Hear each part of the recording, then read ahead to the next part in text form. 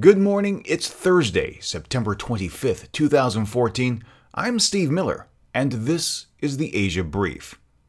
The United States conducted a major military drill in the Pacific named Valiant Shield. The exercise included 2 aircraft carriers, 19 surface ships, an undisclosed number of submarines, and more than 200 aircraft.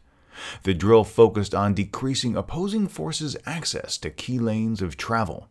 It's something China and Iran have also made part of their current military strategies in recent exercises. Navy Rear Admiral Mark Montgomery said this was the first of his 3 Valiant Shield exercises that have incorporated a significant amount of cyber warfare as a component. As usual, a Chinese spy ship was observing.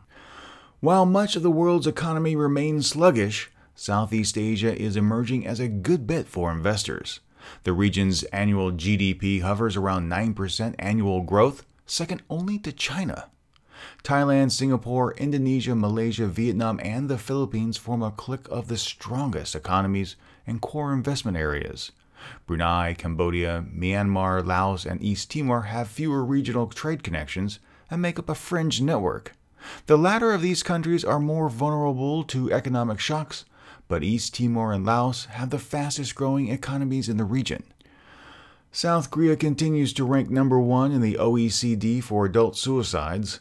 According to data collected in 2013, an average of 40 South Koreans kill themselves every single day, 17 times higher than Turkey, who ranks last.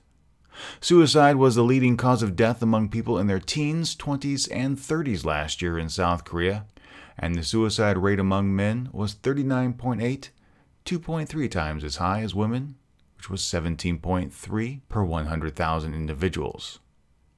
That's it for the Asia Brief this week. Coming up at 12:01 a.m. Friday morning is Asia News Weekly, and we'll present a full digest of the week's news. Get the podcast in iTunes, Stitcher, and TuneIn, and of course, at asianewsweekly.net. Thank you very much for joining me today. Follow Asia News Weekly on Twitter and Facebook for more news throughout the day. The Asia Brief is licensed under a Creative Commons Attribution Non-Commercial No Derivatives 4.0 International License.